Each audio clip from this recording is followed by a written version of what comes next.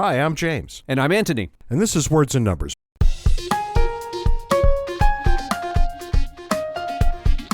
There is one constant in my life, and it's this question I ask you every week.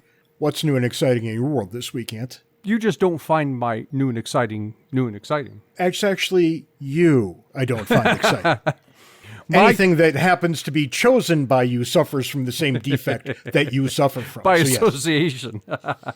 What are you going to bore the hell out of me with this week? This is really what I think when I ask the other question. My topic this week begins with keyhole surgery, the type of surgery where they make a small opening and do everything they need to do through the small opening. Some people call this laparoscopic surgery.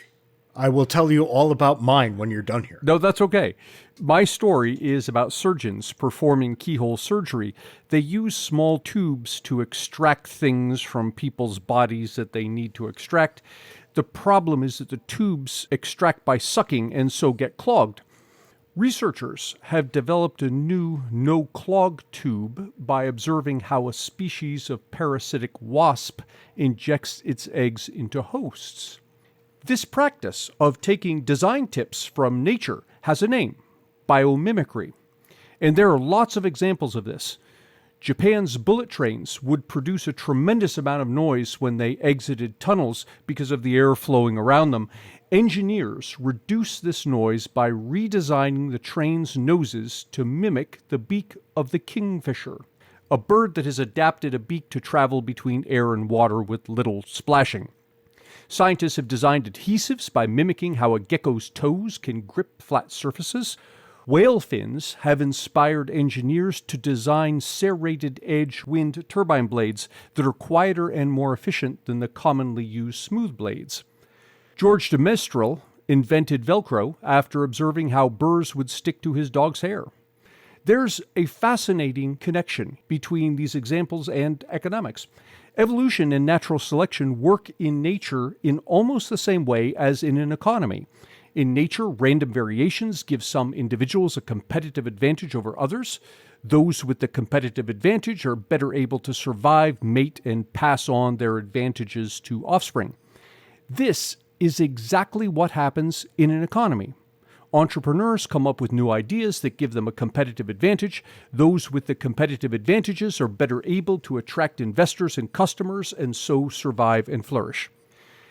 Evolution in an economy occurs far faster than in nature because evolution in an economy is guided by more than just random chance.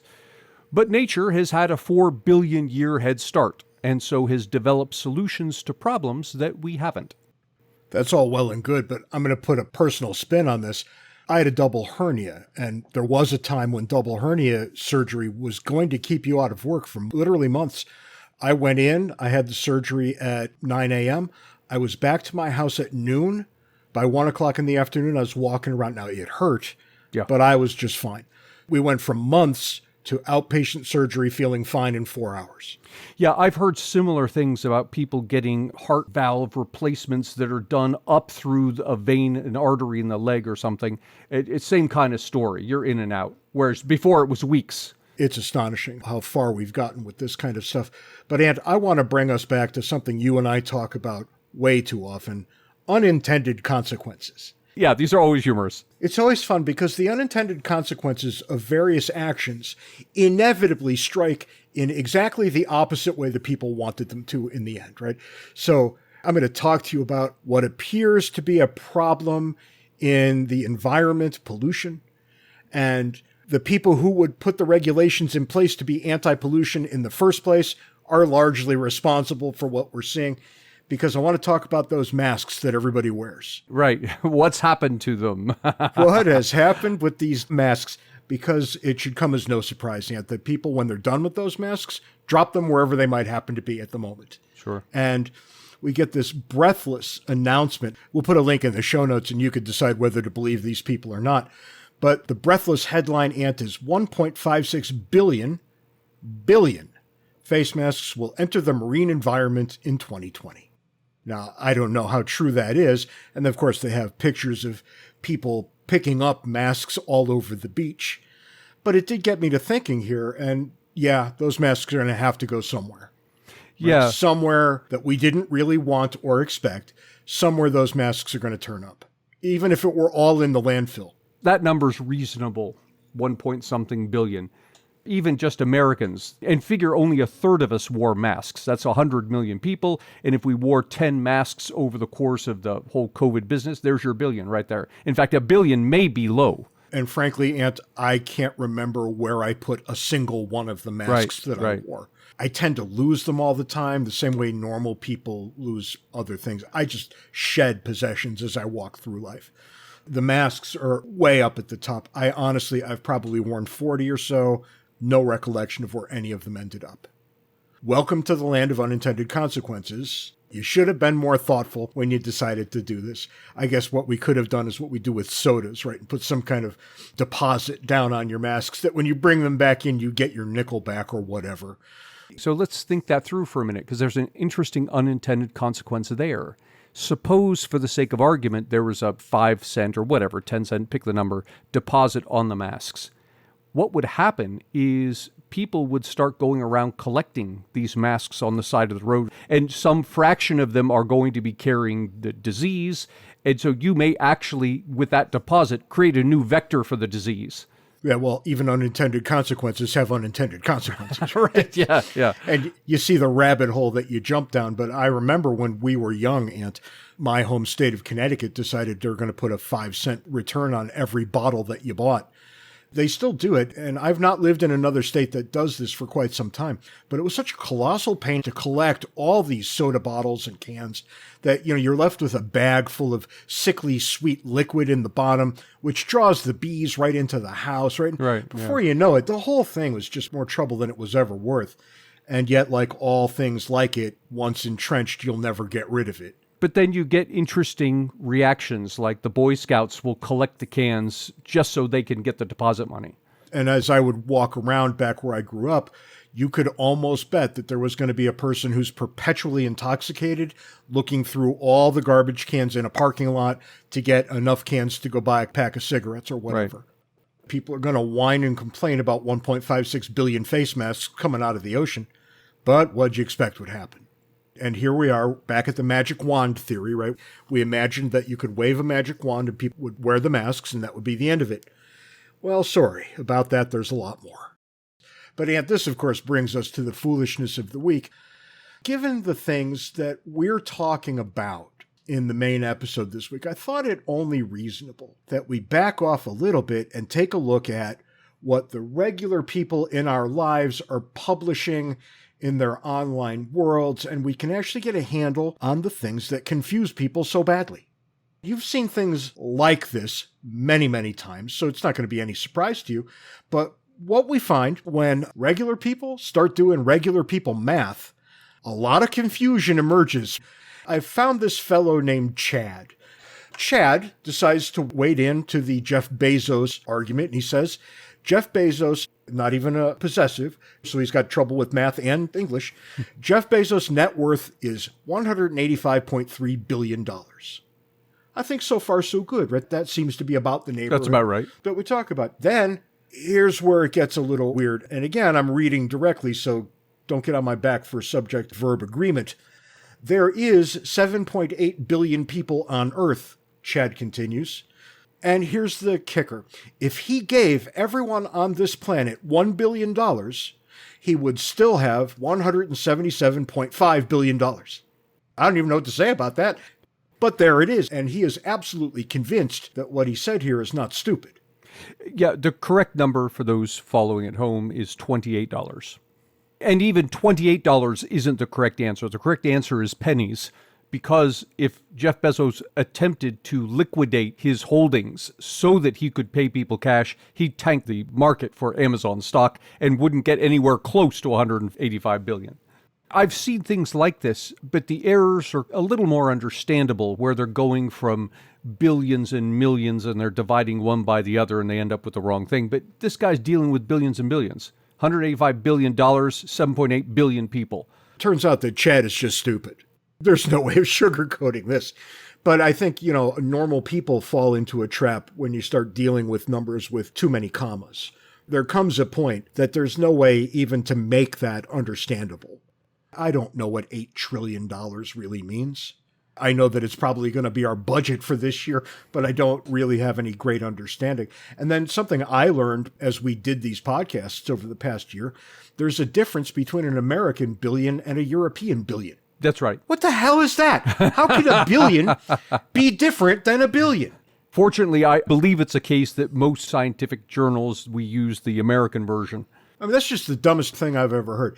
How can a number mean two different amounts if numbers are constant the way they would have to be for everything else in the world to make any sense at all? This is just stupid. No, it's a definitional thing. It's something like, well, it is the case in the American system, a billion is 10 to the ninth power. It's something like in England, what they call a billion is actually 10 to the 12th or something. Yeah, I think it's 10 to the 12th.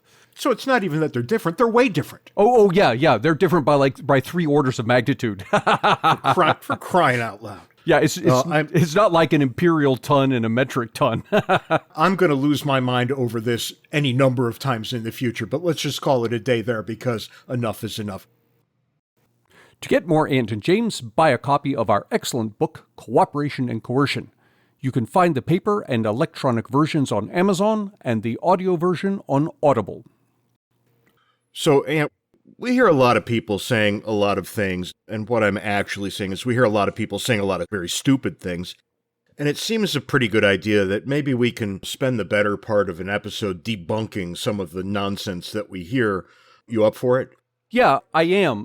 It's funny you say this because just 60 seconds before we got on this call, I was arguing with 3 people simultaneously who insisted that the definition of inflation is an increase in the money supply. Careful now, because I'm going to give you the old analysis of wrestling with a pig.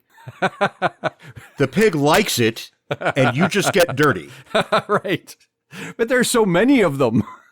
There are, but I would tell you probably disengage from the pig before you hop into the pit. Well, I guess I'm going to head off some hate mail right now because I noticed that people who tend toward the gold bug view of the world. That's like me, you mean? Well, yeah, tend to say this. They've got this definition somewhere that inflation is an increase in the money supply.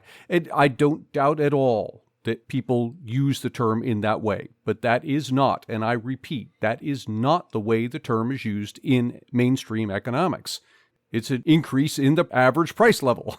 Yeah, but that could be brought about by an increase in the money supply. Right, yeah. The two are related, certainly. So they're not crazy people, they're just misunderstanding the order in which things happen. Yeah, I think it's more a communication thing. They've got their definition and they insist on using it. And I spend way too much time arguing this point. You want to call it whatever you want to call it, that's fine. Just understand that whenever you use that term in front of an economist, he's not going to know what you're talking about. And I think that there are any number of things like this, because I've gotten them too over the years. There are a set of concepts, a set of ideas that people talk about in certain ways with certain terms that are technically incorrect from the perspective of the field of economics. Right. And I would submit that that's economists' fault. Oh, I agree. Yeah. They have done a terrible job of communicating the things they know to a bunch of well-educated non-experts who don't know those things but who want to. And I think they've done worse than that because they've taken terms that are in the vernacular and attached subtly different definitions to them. So the term kind of means what people mean when they use it, but not exactly. And so they're slightly out of sync when you have economists talking to non-economists. And absolutely, it's entirely the economist's fault. So let's maybe hit a few of the things that are like this, not necessarily definitional problems, but conceptual problems. Things people say. Yeah, conceptual problems, things that they just keep getting wrong. And my personal favorite, my absolute personal favorite, you get a lot of this lately, is that the truly wealthy, not rich, but wealthy people hoard their wealth, as if they right. pile it up in the basement in the form of dollars or gold coins or whatever, and they jump into it and swim around kind of like Scrooge McDuck. This is so idiotic, I even feel bad bringing it up, but have at it. So it's this idea that people hoard wealth, and what's in the background is the thought that, well, here's this rich guy and he's got all this wealth and he's not spending it, and therefore it's somehow been removed from the economy and jobs aren't being created because the wealth isn't being spent. It's utter nonsense, and the whole thing derives from a complete misunderstanding of how economics works. But hang on, before you give the correct answer, following their line of reasoning down whatever rabbit hole we end up going down, it is the case that if somebody had, I don't know, $100 billion in cash in his basement, well, that might be problematic. Well, even there, I don't think so, because let's take Jeff Bezos, for example, and suppose he cashed out all his stock and he was able to get full price for it. Neither one of those things is going to happen. And he's sitting on whatever it is, $200 billion in cash. And what does he do? He has it in actual physical dollar bills and he puts it under his mattress. All of which would be impossible. Yeah, but even so, that's kind of what people seem to have in mind when they talk about the rich hoarding wealth. If he were to do that, we have now a decline in the size of the money supply, and prices would drop slightly. In fact, the purchasing power of those dollars would be spread over everybody else's dollars. And so actually, you and I would be slightly better off because our dollars would buy a little more stuff than they bought before. This is the thing that people miss, that the wealthy don't hold their wealth in the form of cash under the mattress. It's in the form of financial instruments, stocks and bonds. Some of it's in the form of money, but that money is generally deposited in a bank. And all of that wealth is available to others. So when you go to the bank and you get a loan to buy a house or to pay for your tuition to college or whatever it is, whose money are you borrowing? You're borrowing the wealthy's money that they've put there. And what are you doing? You're spending it. That money is being spent. It's just not being spent by the wealthy person that owns it. It's being spent by the other person who borrowed it. Nor is it being spent in the ways that a group of politicians in Washington, D.C. might found laudable. Yeah, right. So this is really where the problem starts. And there's been a related thing just this last month that's been working on my last nerve. Bezos and Branson both going to space. Why? Because they can. Yeah. Let's be clear. If I had that kind of money and I could have my own private space run, I would do it in a nanosecond. And all of the nanny state do-gooders came out of the woodwork to condemn these things that were happening, things that will ultimately benefit every human being on the planet. But they came out against these people using their own money to do what they wanted with it. But if, when we go to space, we're actually wasting money that could have solved whatever problem the politicians are pointing to, why are we having the Olympics? Right. Isn't that really expensive? Wouldn't the dollars that are flowing to the Olympics, wouldn't those be dollars better spent feeding the hungry? Never even seems to come up.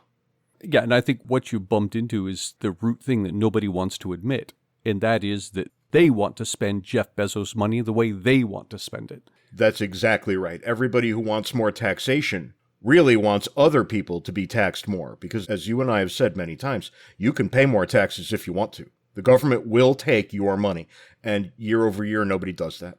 Yeah. So let's hop on to another one of my personal favorites. War is good for the economy. What the hell? What's wrong with everybody? I recall when I was in high school, one of my teachers saying the U.S. economy is a war-based economy. That is, that it expands when we're at war. Well, this is the broken window fallacy, just blown up to the size of a country. That's right. Yes, it is the case that when the government spends money on war, it stimulates the economy, but it could stimulate the economy by spending money on anything else. Furthermore, pizza comes to mind immediately. Right, yeah. Furthermore, consumers themselves could stimulate the economy if the government didn't take their money away and try to spend it on whatever it is the government wanted to spend the money on. So part two is literally pizza. Right, yeah. Part two is literally pizza. Yeah. Then we have literal pizza. Everybody would be far better off if they could spend the money that they earned on things they wanted. Yeah. Film at 11. How is this confusing to anyone? The problem is it's hard to get elected saying something like that. It's much easier to say, elect me and I'm going to spend trillions of dollars on this project. It's going to create jobs and people will be employed and they'll earn more money and all of this. And it sounds great and people cheer and they elect me. And actually, that's my goal. It's not to stimulate the economy. It's to get elected. There are two things in our history lessons from back when you and I were in school. First, American history stopped just before the Korean War. Right. Yeah. Every year, we never covered anything past World War II. And then on World War II, that's how the United States got out of its Great Depression. Yeah. And people mistake that as a causal thing instead of a correlated thing, I guess we would call it.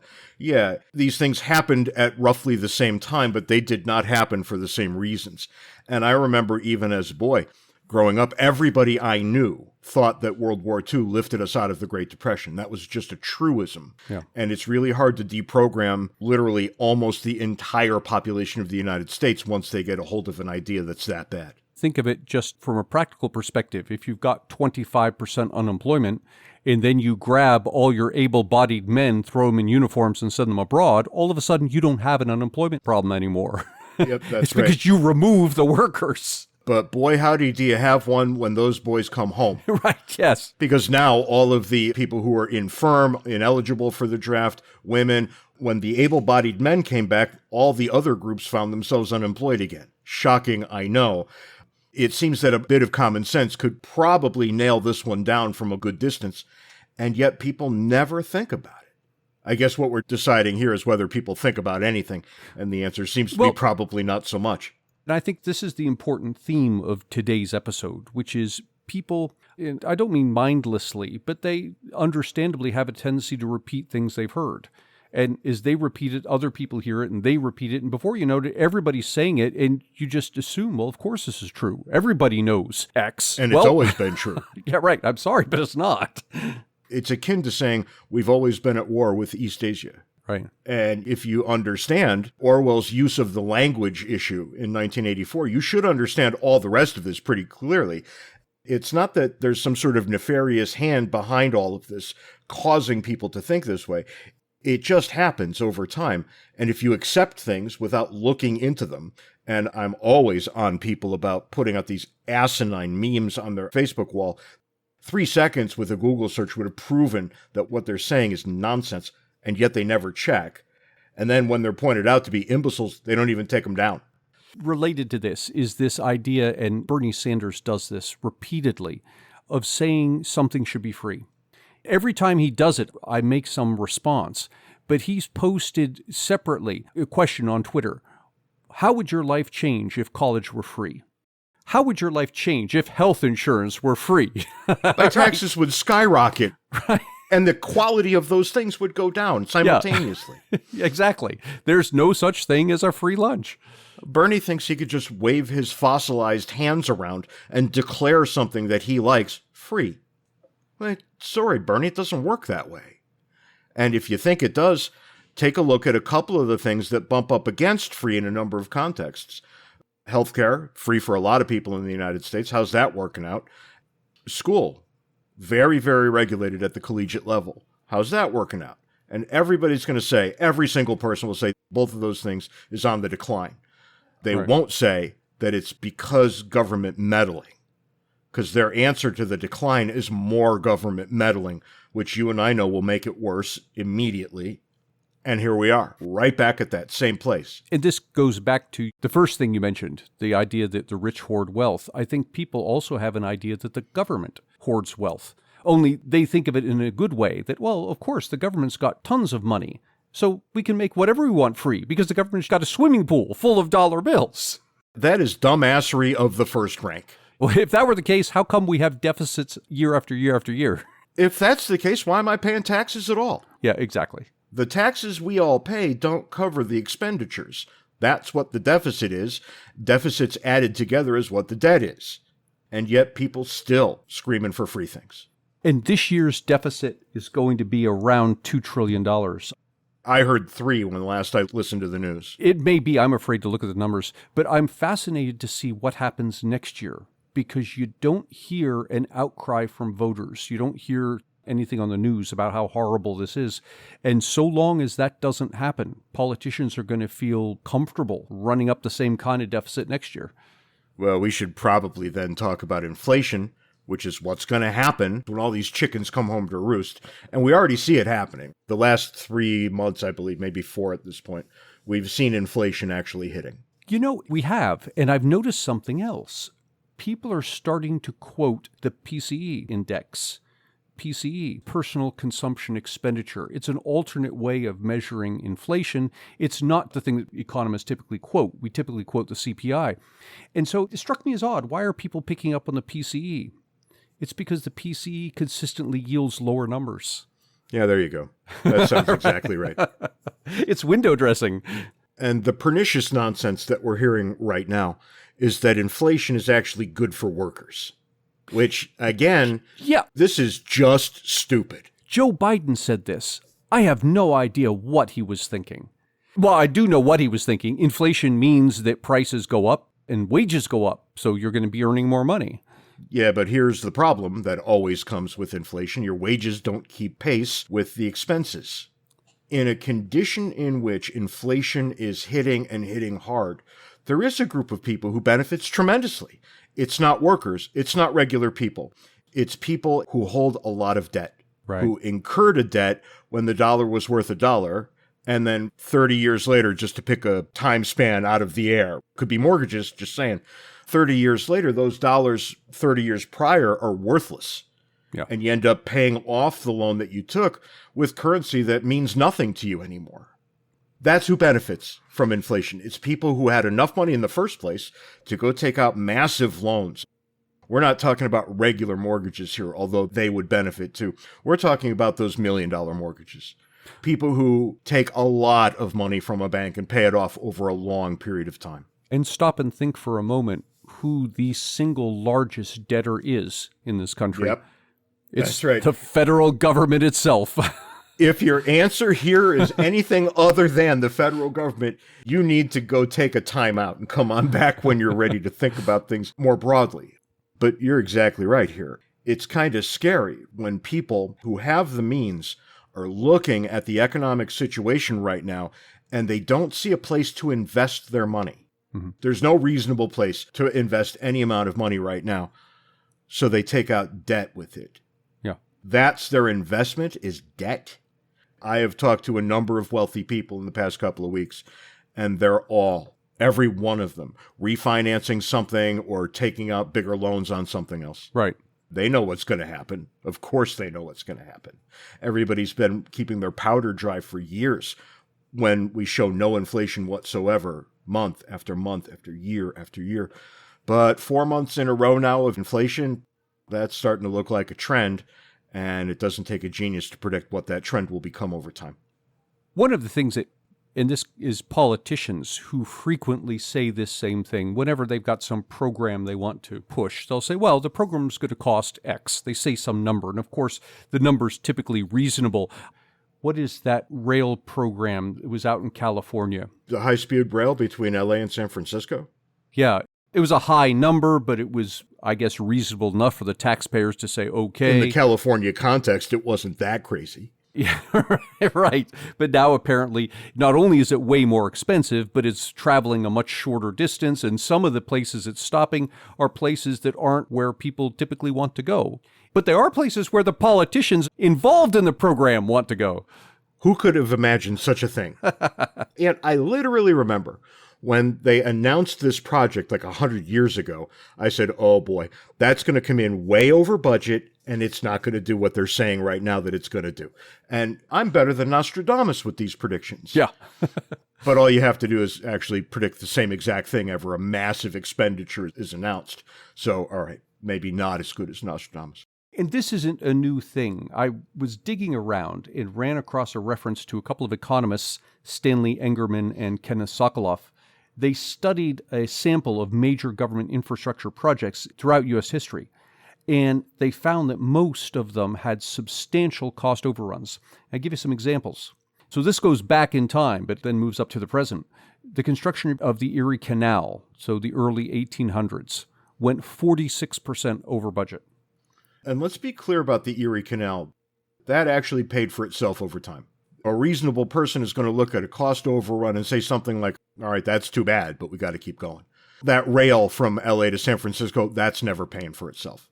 But you think about a private venture versus the public venture. That's right. You're going to put up a skyscraper using private money. Of course, there are going to be cost overruns, but not to the tune of 46%. If that's the case, somebody didn't do their homework. A 46% overrun is going to kill any project in the private sector. The later expansion of the Erie Canal was 142% over budget. Oh, boy. Sticking with canals, the construction of the Panama Canal in the early 1900s went 106% over budget, so costing more than double what was projected. Here are some recent examples. The cost to create Healthcaregov. So you remember this is the website where you were supposed to go and you could compare all the health insurance offerings. This website, launched in 2013, grew from $464 million, that was the estimated cost at the outset, to $824 million, pretty much doubling in cost. And if you remember, this website was supposed to be a one-stop shop for health insurance. You go here, you can find and compare health insurance offered by various places across the country. And this goes basically 100% over budget, $824 million.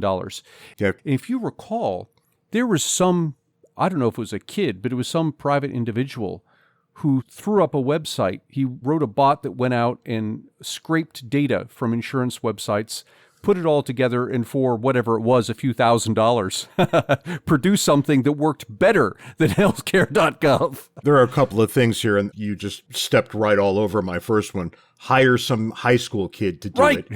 It'll be way better. It'll come in on time, and it'll cost like $35. Yeah. The second thing is we all know that Geico, the insurance company, does exactly that when you go to their website. Mm-hmm. Geico will give you its rate and compare it to the top 3 other rates. You make an informed decision. Now, obviously, they think their rates are going to be lowest, or they wouldn't do this. But the fact of the matter is that in order to make that claim, they've got to already be scouring the web for all the insurance costs from all of the insurance companies. Yeah, right. Otherwise, that information would be meaningless. Now, if they understood how to get that done, the United States government should have looked at Geico and said, will you boys handle this for us? The same way that, when the lines at the vaccination sites were so long and nobody was getting through, who'd they call in? Somebody from Chick-fil-A. Right, yes. Because the guy from Chick-fil-A understands how to get cars through a drive-through. It's like magic when you go to Chick-fil-A, how fast it happens. Well, why not this too? So here's this healthcare.gov, and the government ends up spending almost $1 billion on this thing, $824 million. Imagine if instead the government had put some money on the table, let's say 1/100th of this, $8 million. Right. Put it on the table and said, hey, first person who can build a website that can do the following things, you get them $8 million. You would have had teenagers coast to coast working 24/7 on this problem, and within 3 days, you'd have a working website. That's right. You'd probably find 2 geeky nerd kids who are working together, although they're far away in geography. Yeah. They would have had this done, I think you're right, 3 days, a week at the outside longest. But here we go with this government nonsense. I don't understand who thinks it's a good idea to let the government do anything. We can go back, Ant, because you remember when we first started giving public presentations together, I would always ask the same question. Name me one thing that the federal government ever did that was on time, at budget, and did what it was supposed to do. When you ask those 3 qualifiers, what do you get? You can actually hear the people's eyelids going back and forth as they blink. Right. Because you end up in a room of total silence. Because nobody can name something like that. And one guy, and I don't know how right he is, right? I don't know if it satisfies all 3. But one guy looked up and he said, the Hoover Dam. And I thought, hey now, that's actually a very good answer. Mm-hmm. Do you have another one? He said, oh God, no. Right. So hats off to that one guy. He was, I think, old enough to remember when the dam was being built. But that one does seem to be a long-term winner. I think we can look at the canals and say, okay, they were over budget and they took longer, but nonetheless, they satisfied the need that was identified, which brought them into existence in the first place. I don't want to be a crank who says every single thing government does is crazy and wrong. That's not the case. It's just almost everything. Yeah, and I think it's important to underline the incentives going on here. This is not a matter of people in government being stupid. It's actually a matter of them playing to their own self-interest. If politicians were to put $8 million on the table and say, okay, first person to give me the website that does the following things wins, they would have a lot less influence than if they put $824 million on the table. That's ridiculous. All of a sudden, they can hand out favors to this group, to that group, that's going to come back to them in the form of campaign donations and votes and all of that. So building healthcare.gov at a cost of 100 times what it should have cost is actually beneficial to the politicians. Of course it is. And when it doesn't work, they'll say, well, it would have worked better if we had had enough money to do it right. Yeah. So let's try that next year. Right. Yeah, exactly. Double our budget. We'll do it again. Only this time it'll work. Shockingly, the third year will bring all the same problems. Well, Ant, this was kind of informative, I guess. It seems like it's missing something. And as a political scientist in the economics room, I might have an idea what it's missing. So maybe we'll talk about political nonsense next week, the way we hit economic nonsense. Things that people keep saying in the political realm that are just wrong. I go further and say stupid, crazy. I mean, there are any number of adjectives we can use here. Wrong is the least of them. But I think, look, you open a lot of eyes today with the economic stuff. Let's try it again next week with the political stuff, see where it gets us. That's all the time we've got this week. Join us next week on Words and Numbers, at all the regular places to hear about all the regular things. Until then, you can follow us on Twitter. I'm waiting. Go ahead. You can send us email. Oh, now let me pause here for a minute because I've got a couple of emails in the past 48 hours, people who are asking for links to things that we refer to in the show. So I want to remind our listeners that those links are all in the show notes, which you can find if you go to wordsandnumbers.org. That's not what they're asking at all. And if you had read these emails, why is it that I've read the emails, even though I say I don't want to, and you, like a jackass, don't? Anyway, what those people are asking for is for the pictures and the whatnot that are referenced in the bonus materials on Saturdays, because you're taking video programming and including it as a bonus issue. The answer there is that you can't have it. Sorry. Well, no, when the video is available, I include the video link in the show notes. But remember, it's bonus material. We're just throwing it out there. We don't really curate that material all that well. But keep the email coming, wordsandnumberspodcast@gmail.com.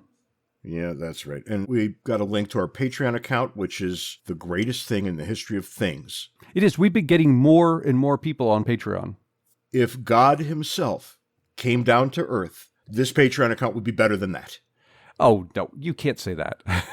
Well, I can. I just did. It's probably incorrect on some level. If God himself came down to earth, he would join our Patreon account. That's right. Maybe we'll land at that happy medium. Anyway, that's all we've got to say this week. Ant, have a great week. We'll see you again real soon. And remember, everybody, be nice to each other. Catch you later, Ant. See you next week, James.